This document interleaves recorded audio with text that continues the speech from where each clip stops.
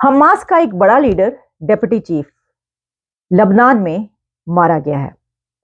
Israel ने Hamas की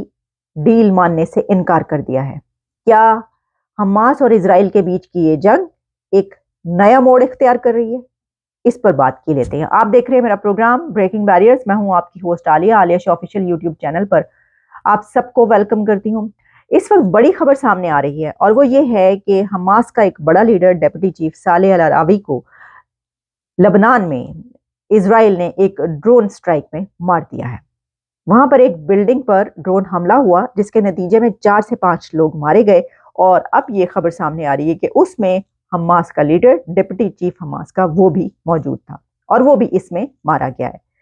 इस कत्ल के बाद, इस खबर के बाद हिजबुल्लाह की तरफ से एक थ्रेट जारी किया गया और उनकी तरफ से कहा गया कि ये लबनान की सॉवरेनिटी के खिलाफ हमला है, क्योंकि लबनान पर हमला किया गया, वहां पर जो मौजूद था उसको मारा गया, तो इसलिए वो अपने लिए उसको एक हमला समझ रहे हैं और उसके ऊपर धमकी दी गई है इजराइल को। लेकिन इसी के साथ इस्माइल हनिया की तरफ से भी ये कहा जा रहा है कि इसका बदला लिया जाएगा। इस्माइल हनिया की तरफ से कहा गया है कि ये साले की जो मौत है ये दहशतगर्दी है और इसका बदला लिया जाएगा, जबकि इस जंग का आगाज ही उस दहशतगर्दी के हमले के बाद हुआ था जिसमें हमास ने जब इजराइल में वो हमला किया था तो उसके बाद फिर ये जंग शुरू हुई थी। लेकिन ये भी बात याद रखिए कि इस जंग में अब सिर्फ 2 या 3 फरीक नहीं है, बल्कि दुनिया के बड़े बड़े कंट्रीज इसमें इंडल्ज हो चुके हैं, जिसमें हुतीस भी एक ग्रुप मौजूद है जिसको ईरान सपोर्ट करता है। लेकिन जो सालेह अल अरवी है उसके बारे में उसकी हिस्ट्री ये है कि वो कई साल तक इजराइल के जेल में रहा, क्योंकि इजराइल पर उसने कई ऐसे हमले किए और उसके बाद जब जेल से रिहा हुआ तो फिर वो तुर्की चला गया। तुर्की में काफ़ी अरसा रहता रहा, उसके बाद फिर कतर, और कतर से अभी कुछ अरसा पहले उसको निकाल दिया गया, तो वो लबनान में उसने पनाह ली हुई थी। और यही वजह है कि लबनान में ये शख्स मौजूद है। जब इसराइल की फौज को ये पता चला, वहाँ की इंटेलिजेंस को ये पता चला, तो फिर उस जगह को निशाना बनाया गया और बल्कि पिछले महीने ही इसराइल की तरफ से ये कहा गया था कि हमास के जो लीडर्स हैं उनको तलाश किया जाए और मारा जाए। तो अब इसराइल की ये विन विन सिचुएशन या पोजीशन इसलिए कही जा रही है, या इसराइल की विक्ट्री इसलिए कही जा रही है कि इसराइल ने ये कहा था, मिस्टर नेतन्याहू की तरफ से कहा गया था लास्ट मंथ के अब इसराइल जो हमास है उसके लीडर्स को निशाना बनाया जाएगा, उनको नहीं छोड़ा जाएगा। तो उसमें से एक डिप्टी चीफ जो है वो तो मारा गया। लेकिन इसमें एक और बात सामने ये आ रही है, एक और खबर ये है कि हमास की तरफ से इसराइल को एक जो 3 फेज सीज फायर की डील पेश की गई, वो डील इसराइल ने उसको रिजेक्ट कर दिया। यानी ये कि हमास की तरफ से जो एक ऑफर थी वो ये थी कि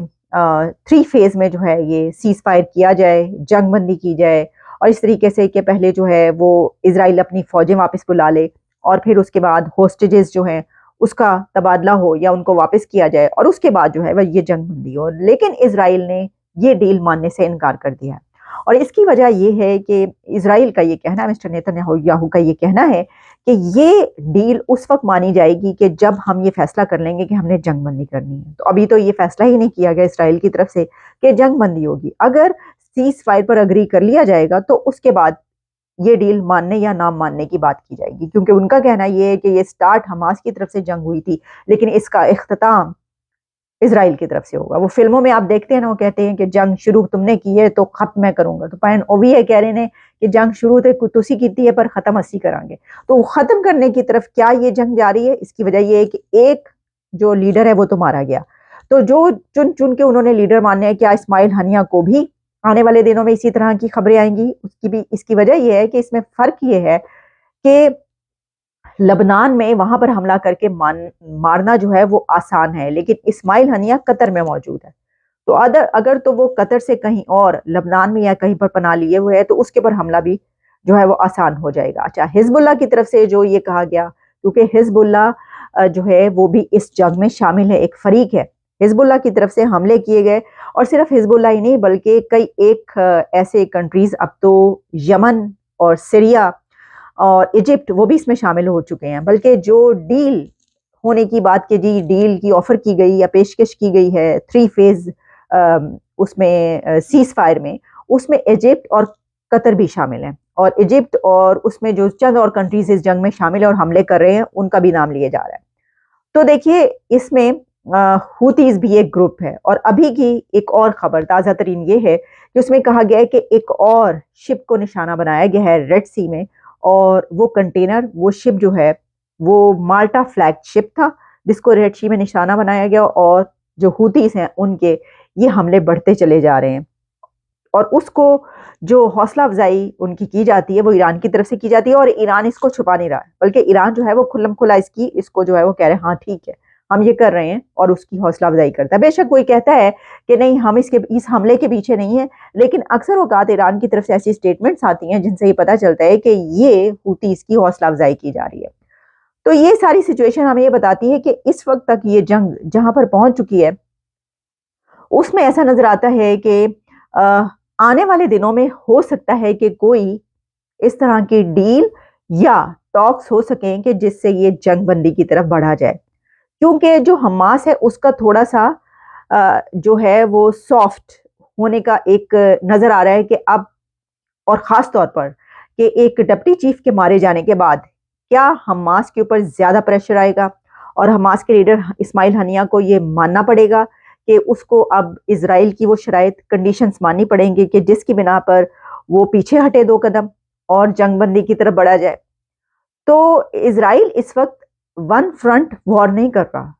اگر آپ اس کو غور سے دیکھیں تو اسرائیل کی یہ 3 فرنٹ وار ہے، 4 فرنٹ وار ہے۔ دیکھیے نا اس وقت کتنے محاذ کھلے ہوئے ہیں کہ ایک طرف جو ہے وہ جہاں حماس کے ساتھ لڑائی جاری ہے وہیں پر وہ جو دوسرے کنٹریز اس لڑائی میں آ چکے ہیں اور اسرائیل پر حملے کر رہے ہیں، تو وہ اسی طریقے سے ان کنٹریز کو بھی حملہ کر کے جواباً حملہ کر کے جواب دے رہا ہے۔ تو اس سے یہ پتہ چلتا ہے کہ جنگ جو ہے کافی پھیل چکی ہے، تو اس کے اب 2 ہی راستے رہ جاتے ہیں،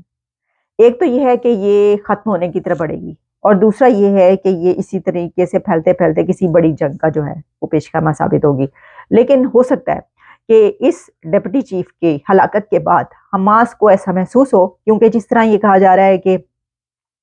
سیز فائر 3 فیز میں ہو، کوئی ایسی ڈیل کی آفر کی گئی ہے اور اس میں ایجپٹ اور قطر بھی شامل ہیں کہ جنہوں نے یہ آفر کی ہے حماس کے ساتھ، تو اس کے بعد ہو سکتا ہے کہ اور بھی مزید جنگ بندی کی طرف بڑھا جائے۔ بہرحال یہ تمام خبریں جو ہے اس حوالے سے آ رہی ہیں، اور اس میں جیسا میں نے یہ کہا کہ کیونکہ یہ جو ہے 3 فیز غزہ سیز فائر جو ہے اگر تو یہ ہوسٹیج ڈیل ہو جاتی ہے تو پھر تو ہو سکتا ہے کہ یہ جنگ جو ہے کچھ دنوں میں آہستہ آہستہ بند ہونے کی طرف جائے، لیکن اگر یہ ہوسٹیج ڈیل پروپوزل جیسے کہ اسرائیل نے یہ کہا کہ ہم اس کے لیے تیار نہیں ہیں جب تک ہم یہ فیصلہ نہیں کریں گے کہ ہم نے جنگ بندی کرنی ہے، تو تب تک جو ہے وہ یہ جنگ بندی نہیں ہو سکتی۔ تو اب ایسا محسوس ہوتا ہے کہ حماس یہ چاہے گا کہ جنگ بندی ہو، ختم ہو اب یہ بات، لیکن اسرائیل کی طرف سے شاید اب اپنی شرائط منوا کے یا اپنی بات جو ہے وہ منوائی جائے۔ دیکھتے ہیں کہ آگے کیا ہوتا ہے۔ جہاں تک یہ بات کی جا رہی ہے کہ جو اسماعیل ہنیہ ہے اس کی بھی آئندہ آنے والے دنوں میں یہ ہلاکت کی خبریں ہوں گی، تو آپ یہی بات یاد رکھیے کہ لبنان میں حملہ کر کر مارنا آسان ہے، لیکن اگر کچھ لیڈرز قطر میں موجود ہیں تو ان کو مارنا اتنا آسان نہیں ہوگا۔ اجازت دیجیے، دوبارہ آپ سے ملاقات ہوتی ہے۔